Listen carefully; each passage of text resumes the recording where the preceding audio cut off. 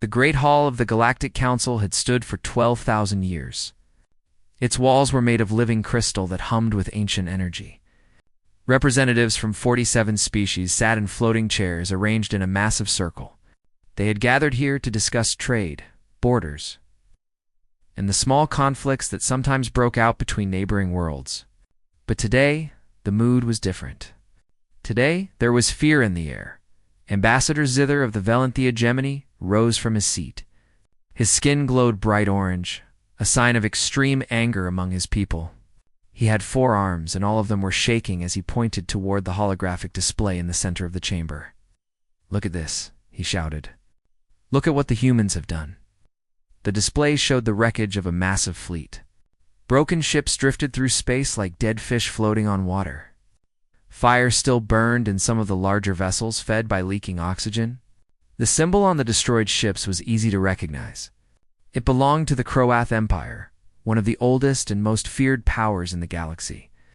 "In 3 weeks," Zither continued, "these humans have destroyed more Croath ships than we have lost in 200 years of border conflicts.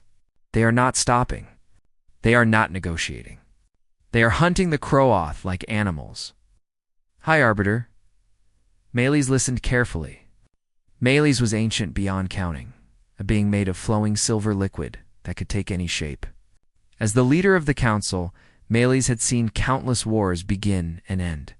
But there was something different about this one.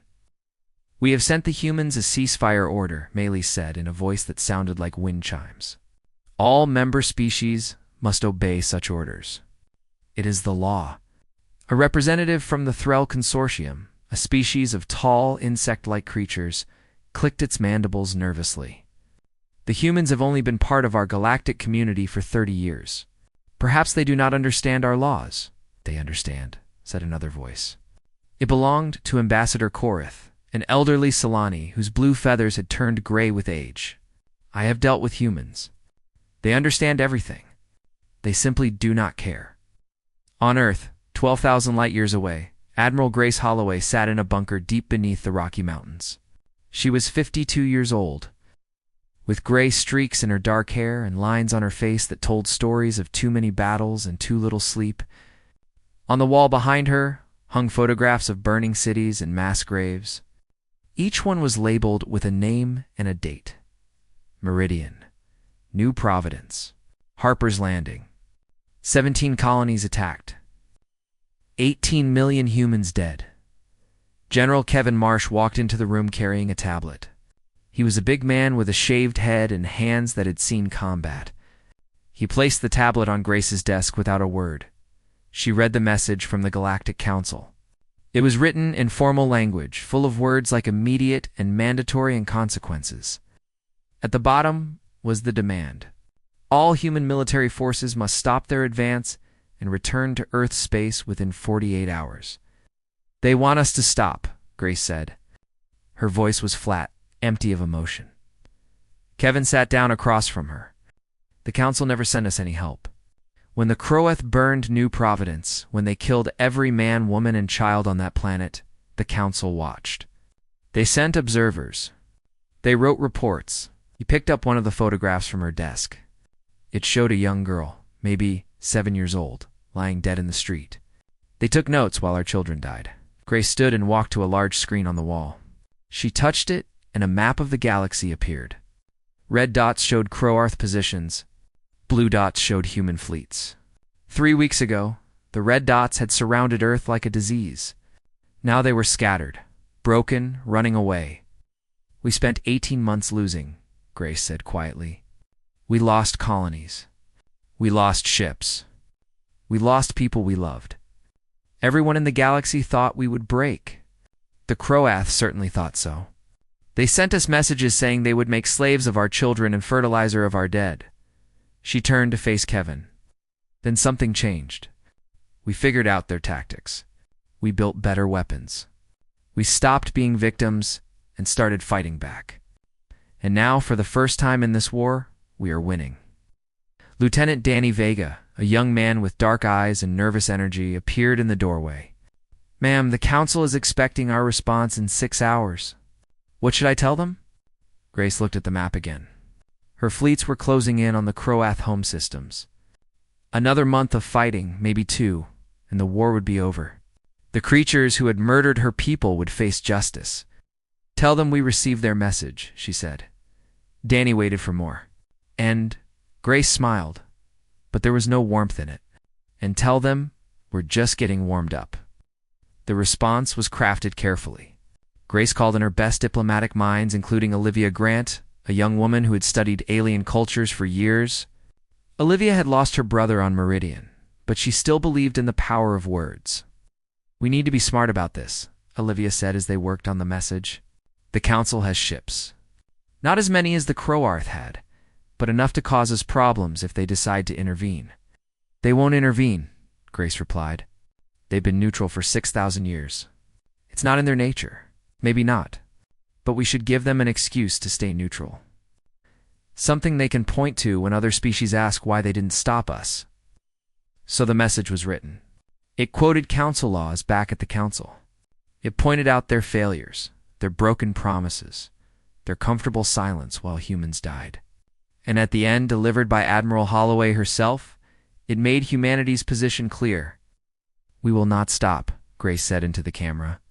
"We will not negotiate. We will not show mercy to those who showed none to us.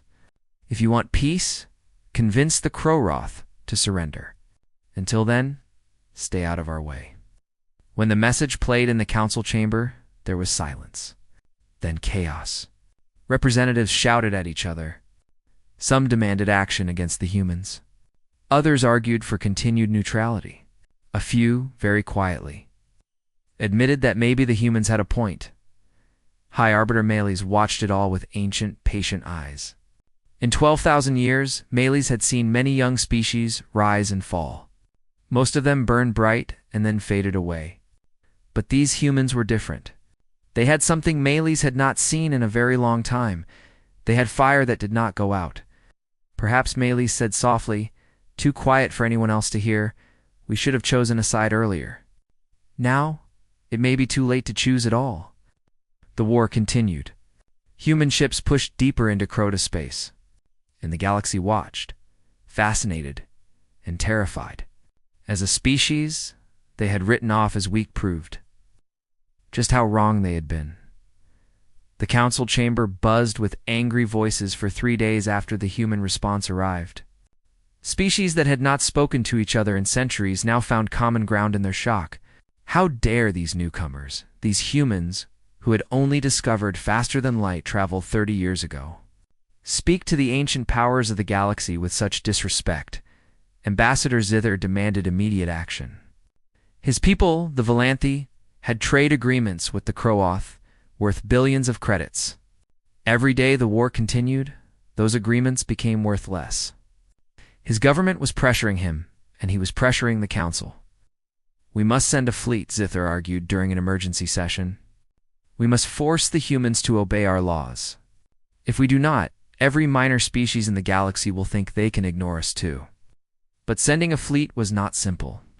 The council had peacekeeping ships, yes, but they had not fought a real war in over 1,000 years.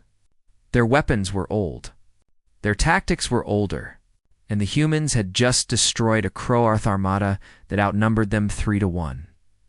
High Arbiter Meles called for calm. "Let us send another delegation. Let us talk to the humans face to face. Perhaps there is room for compromise." On Earth, Grace Holloway prepared to receive the council representatives. She chose a small, uncomfortable conference room in the basement of the command center. The chairs were hard. The lights were too bright. There was no decoration on the walls except for a single photograph of burning New Providence. "You want them uncomfortable?" Olivia Grant observed as she helped prepare the room. "I want them to understand who they're dealing with," Grace replied. "These aliens are used to comfort. They're used to respect. They need to see that we don't care about any of that." The delegation arrived by shuttle, escorted by human fighters that stayed uncomfortably close during the entire descent. There were 5 aliens in the group, led by a creature named Veroth, who looked like a walking stick insect with too many joints. Veroth began speaking before anyone sat down. "Admiral Holloway, the Council demands an immediate halt to all military operations. Your continued aggression threatens the stability of the entire galactic sector. Grace did not stand to greet them. She did not offer refreshments or diplomatic pleasantries. She simply looked at Vareth with cold eyes and waited until the alien finished speaking. "Are you done?" she asked. Vareth's antenna twitched with surprise. "Yes, I have delivered the Council's position. Good, now let me deliver ours." Grace stood slowly and walked to the photograph on the wall. "Do you know what this is?" "A human colony, I believe. One of the ones attacked by the Croath, New Providence. Population before the attack, 2.3 million. Population after Zur." "Oh," Grace touched the photograph gently. "The Croath didn't just kill them. They made it slow. They made it painful. They broadcast videos of what they did to our children and laughed while they did it." Ow. She turned back to face the delegation. "Where was the Council then, Vareth?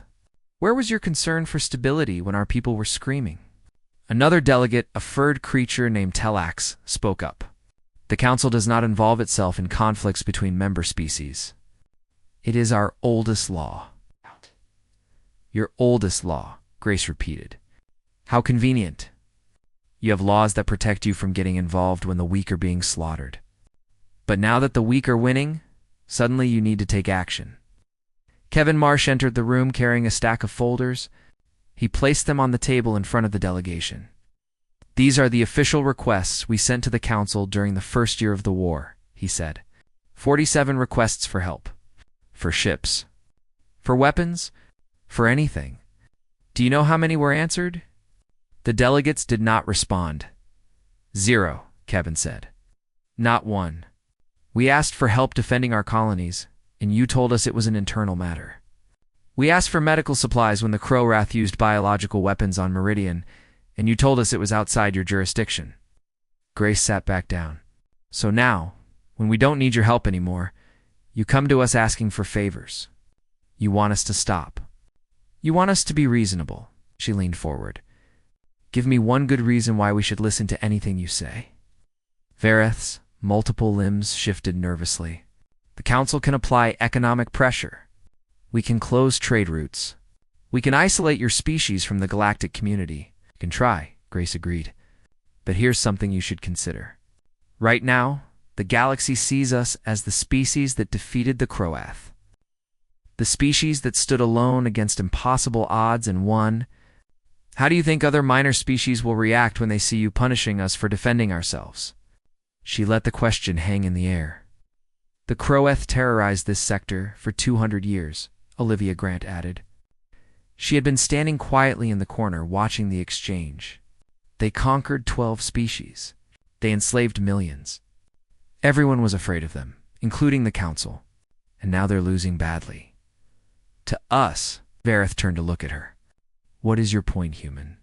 "My point is that every species the Croath ever hurt is watching this war. They're seeing that the monsters can be beaten. If you punish us for beating them, you'll be telling the entire galaxy that the Council protects bullies and punishes victims." The delegation exchanged glances. This was not going the way they had expected. Grace stood again and walked to the door. "Go back to your Council. Tell them that we will accept the complete and unconditional surrender of the Croarth Empire.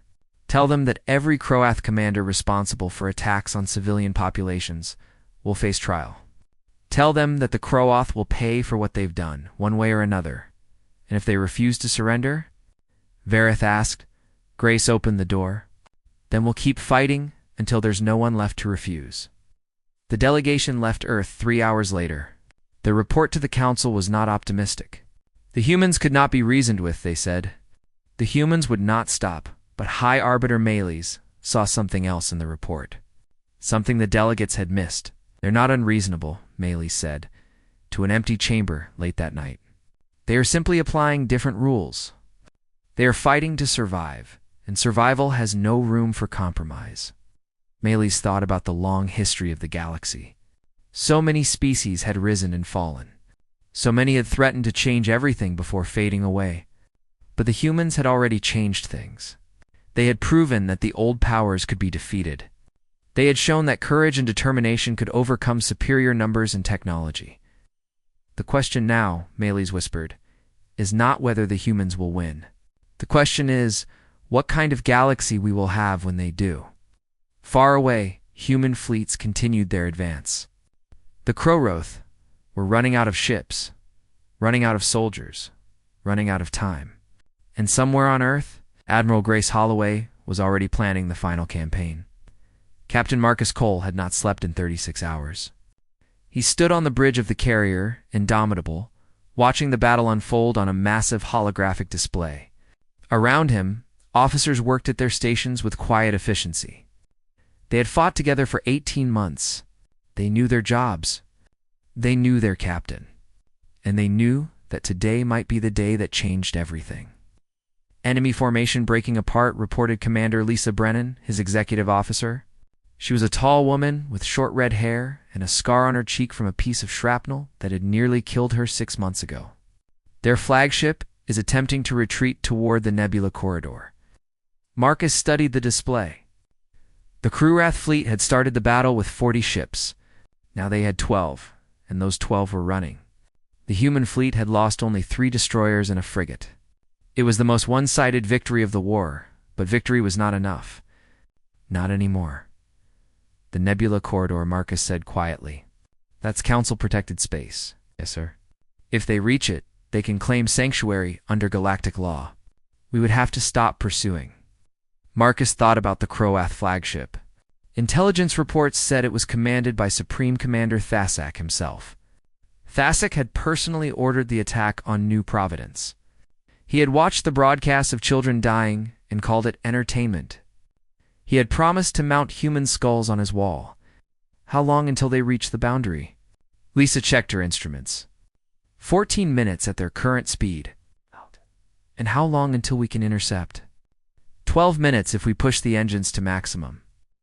2 minutes. The difference between justice and letting a monster escape. Lieutenant Bobby Harper spoke up from the navigation station. He was young, barely 25, but he had grown old in this war like everyone else. Sir, if we follow them into Council space, it could be considered an act of war against the Council itself. I know, Lieutenant, sir. The Council has peacekeeping fleets. Not as strong as ours, but I know.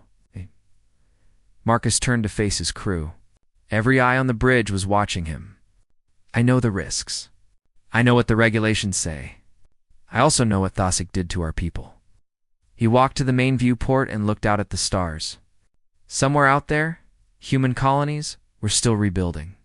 Families were still mourning. Children were still having nightmares about the monsters that had come from the sky. Helm, pursuit course, maximum acceleration. The Indomitable surged forward. Around her, a pack of destroyers matched her speed. Behind them, the rest of the fleet continued mopping up the last Crowarth resistance.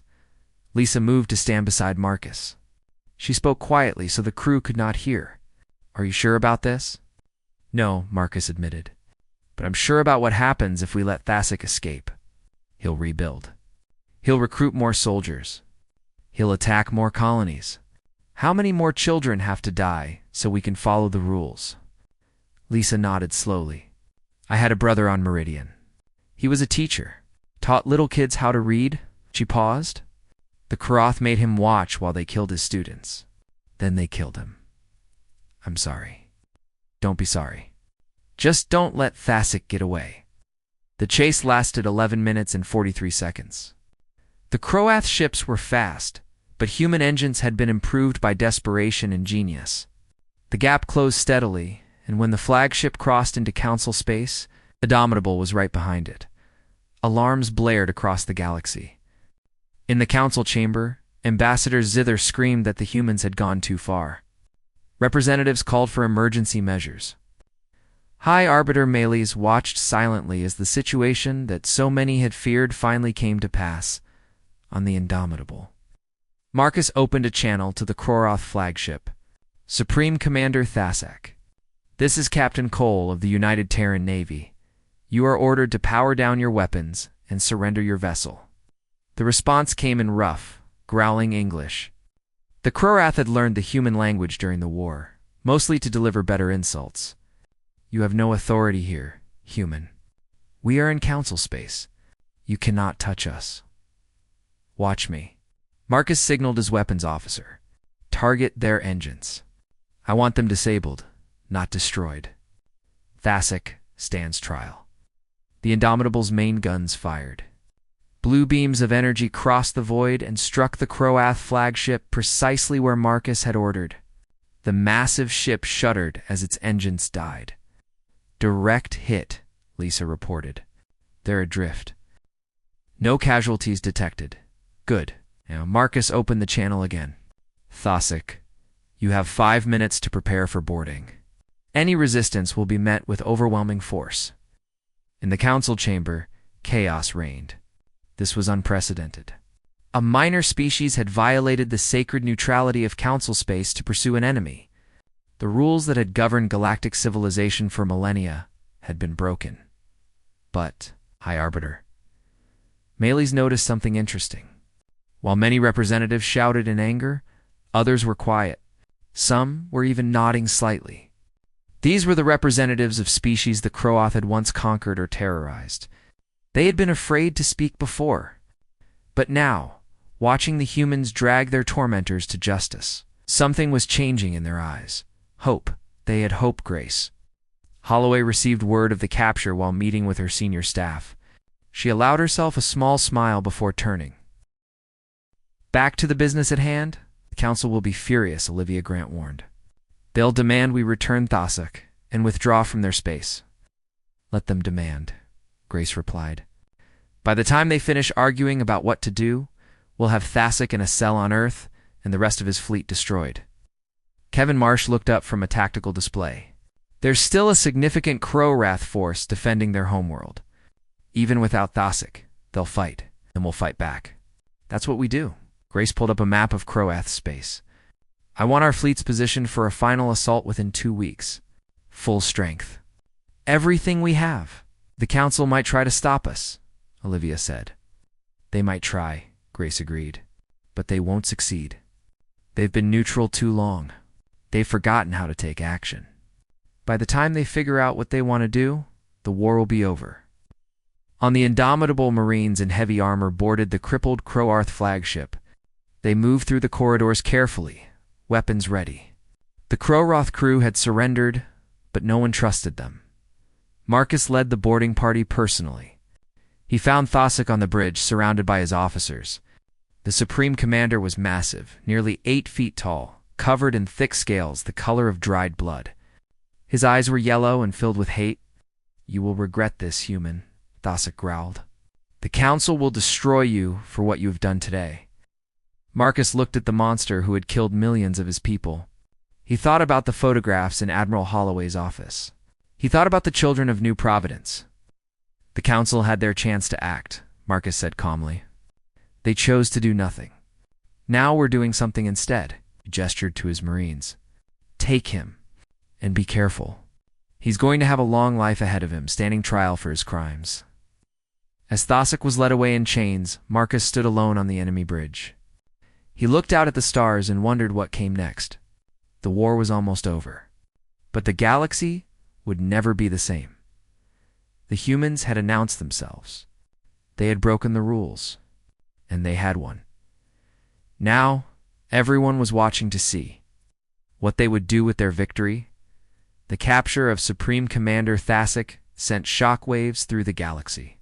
For the first time in living memory, a leader of one of the great powers had been taken prisoner by a species most had considered barely worth noticing. News broadcasts on 1,000 worlds showed the same images. The massive Croath commander in chains, being led off his own ship by human soldiers half his size. On the Croath homeworld, panic spread through the government. Thasic had been more than a military commander. He had been a symbol of Croath power, a reminder that their species could not be defeated. Now that symbol was gone, human fleets were gathering on their borders. High Arbiter Melees called an emergency session of the Galactic Council. Representatives from all 47 member species attended, many of them demanding action against the humans. They have violated our most sacred laws, Ambassador Zither declared. They entered protected space without permission. They attacked a vessel seeking sanctuary. If we do not punish them, every law we have becomes meaningless. But other voices disagreed. The humans did what we should have done years ago, said Representative Kallax, whose species had been conquered by the Croath 3 centuries earlier. Thasek is a war criminal. He ordered the deaths of billions.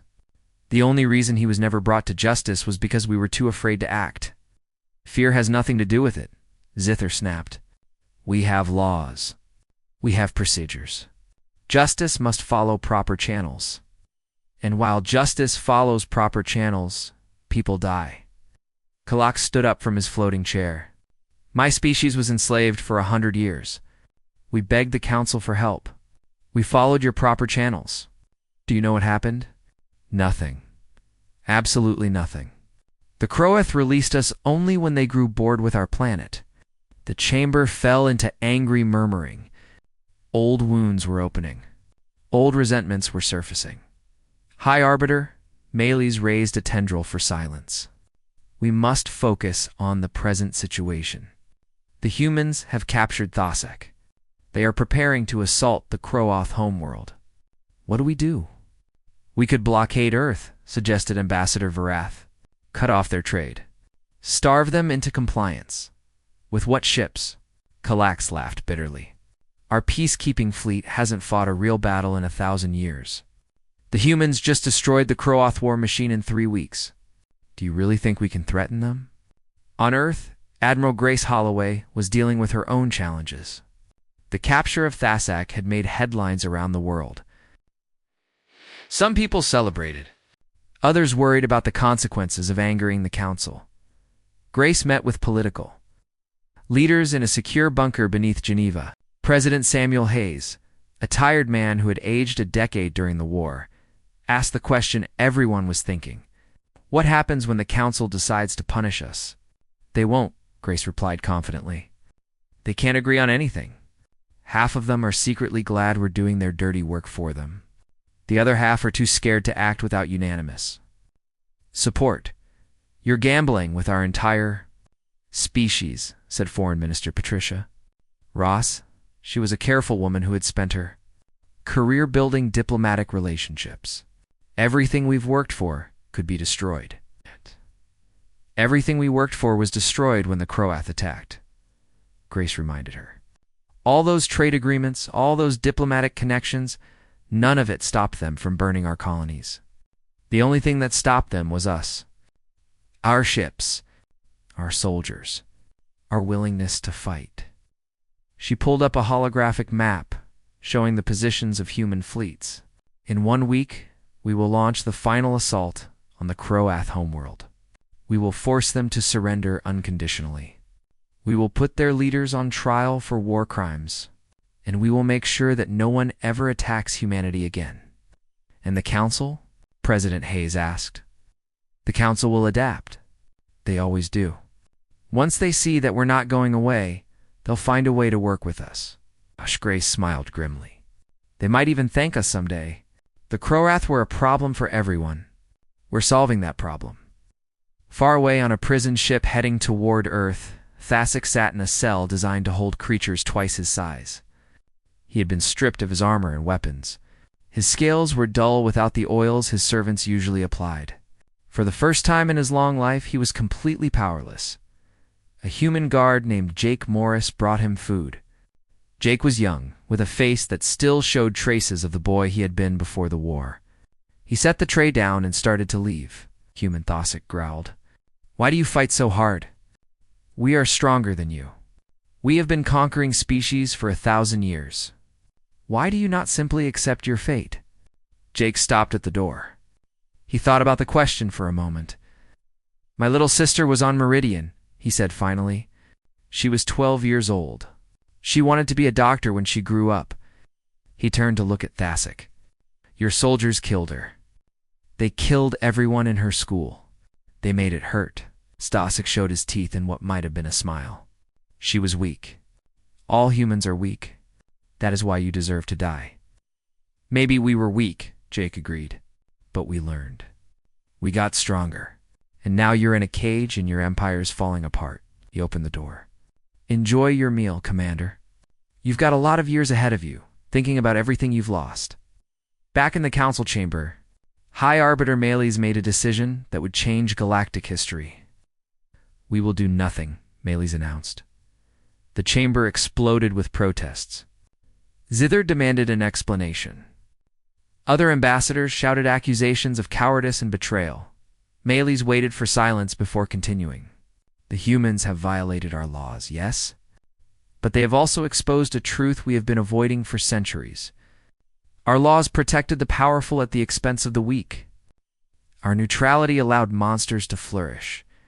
The Kroth committed countless atrocities while we watched and took notes. The ancient beings' form shifted, becoming somehow larger and more imposing. The humans are correcting our failures. They are doing what we should have done long ago. If we punish them for this, we announce to the galaxy that we care more about rules than justice, so we simply let them do whatever they want." Zither demanded, "No. We watch. We wait. And when the war is over, we find a way to bring them into our system. Not as a minor species to be managed, but as equals." Meles looked around the chamber. "The galaxy is changing. We can change with it, or we can be swept aside. I know which option I prefer." The vote was close, but Meles won. The council would remain neutral. The humans would be allowed to finish their war. On Earth, Grace Holloway received the news with quiet satisfaction. "Smart move," she told her staff. "They're giving themselves time to figure out how to deal with us. That's fine. By the time they figure it out, we'll be too strong to push around." "What about after the war?" Olivia Grant asked. "We can't fight everyone. We won't have to." Grace pulled up images of celebrations happening on a dozen worlds. Species that had suffered under Croarth rule were cheering in the streets. "We've made friends today. Not because of diplomacy or trade deals, but because we stood up to the bullies. That counts for something."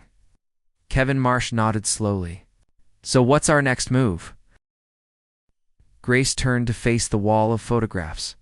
Burning colonies. Mass graves. Children who would never grow up. "We finish this," she said. "One way or another, we finish this." The assault on the Croarth homeworld began on a Tuesday. Humanity had chosen the day deliberately. On Earth, Tuesday was considered an ordinary day, nothing special, a day for routine work and quiet progress. Admiral Grace Holloway wanted the message to be clear. Destroying the Croarth Empire was just another task on humanity's list. The human fleet numbered over 200 ships, carriers, battleships, destroyers, and countless smaller craft formed a wall of steel and fire as they approached the enemy planet. Facing them was the last major Croarth force. 80 ships crewed by soldiers who knew they were fighting for survival. Captain Marcus Cole, now commanding the assault from his position aboard the Indomitable, watched the enemy formation on his display. The Croarth had arranged their ships in a defensive sphere around their world. It was a desperate tactic, spreading their forces thin, but protecting all approaches. "They're hoping to make us pay for every kilometer," Commander Lisa Brennan observed. "Draw out the battle. Maybe convince us that the cost is too high." "The cost was already too high," Marcus replied. "We paid it on Meridian and New Providence and a dozen other worlds.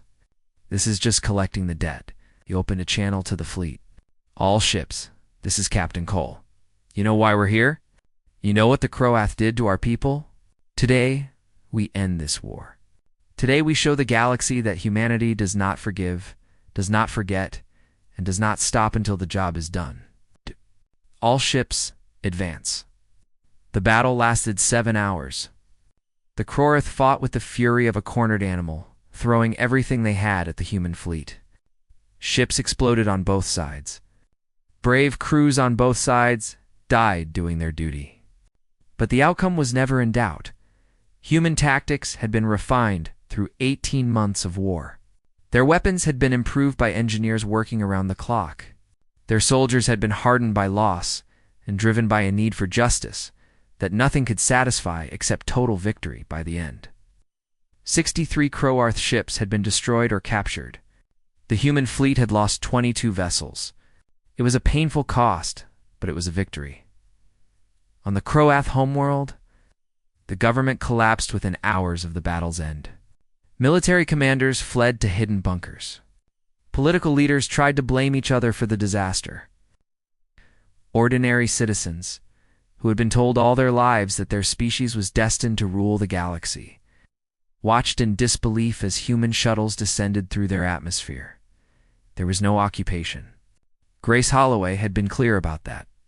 Humanity was not interested in ruling the Croath. They were only interested in justice.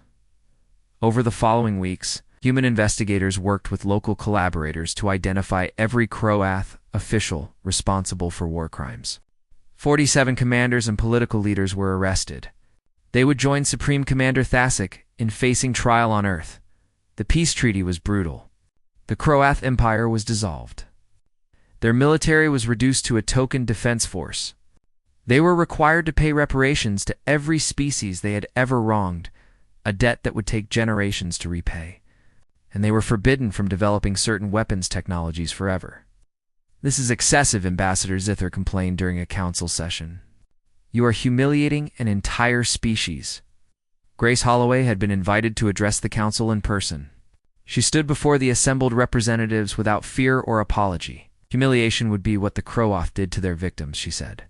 Making slaves walk naked through the streets, forcing parents to watch their children die, broadcasting torture sessions as entertainment.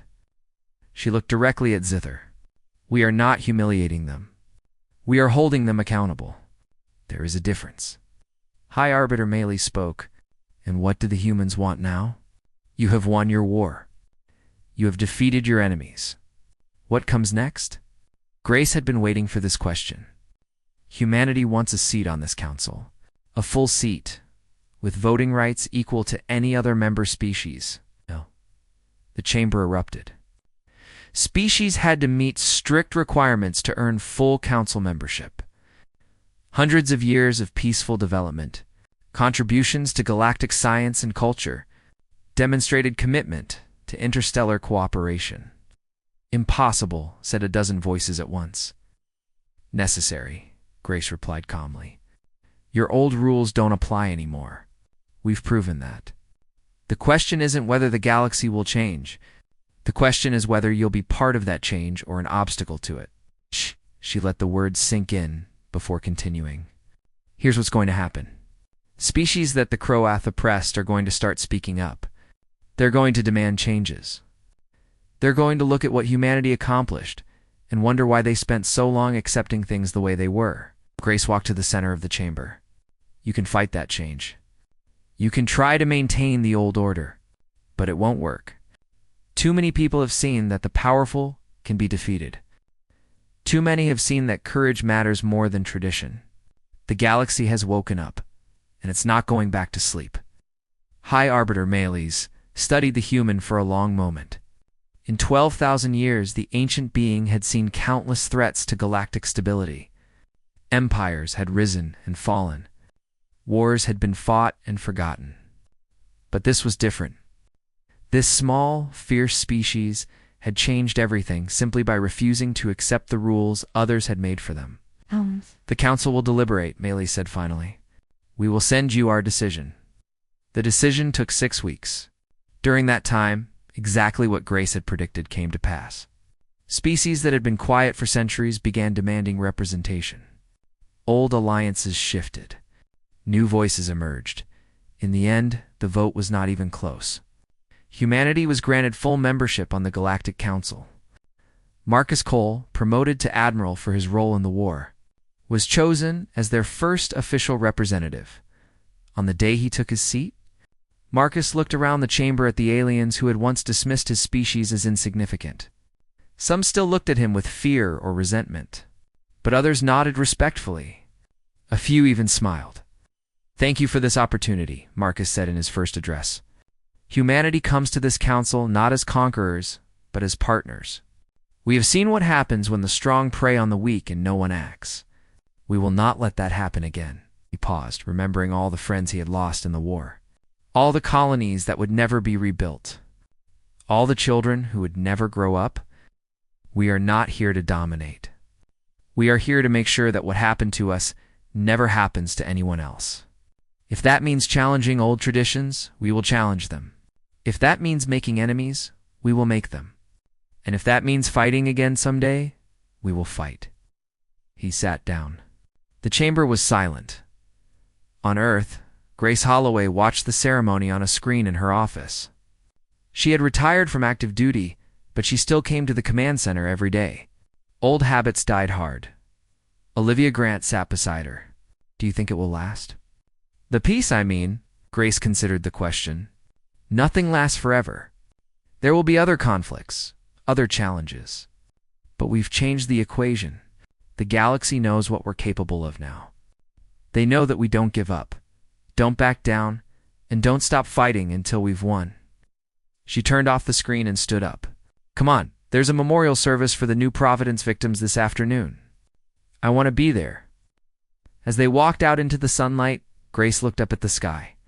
Somewhere out there, human ships were patrolling borders that had never existed before. Human diplomats were negotiating with species that had once ignored them. Human scientists were working alongside alien researchers to solve problems that had puzzled the galaxy for millennia.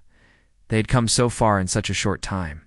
From a species that no one took seriously to one of the great powers of the galaxy, from victims to victors, and it had all started because they refused to accept defeat. Because when the galaxy told them to stop, they replied with a simple truth. They were just getting warmed up. The memorial service was crowded. Families of the victims stood together, holding photographs of loved ones lost. Soldiers in dress uniforms saluted as the names were read. Politicians made speeches about sacrifice and courage, but for Grace, the most important moment came at the end. When a little girl walked up to the memorial wall and placed a single flower against the stone. My mommy was on New Providence, the girl said softly. She told me to be brave. Grace knelt down beside her. Your mommy would be proud of you. The girl looked up at her with eyes that had seen too much sadness for someone so young. Did we win? Grace thought about all the battles, all the losses, all the moments when victory seemed impossible. She thought about the Croath commanders in prison cells, awaiting justice. She thought about humanity's seat on the Galactic Council. Yes, she said, we won. The girl nodded and walked back to her family. Grace stayed kneeling for a moment longer, looking at the thousands of names carved into the wall. They had won, but the cost would never be forgotten, and neither would the lesson. When humanity decided to fight, nothing in the galaxy could stop them.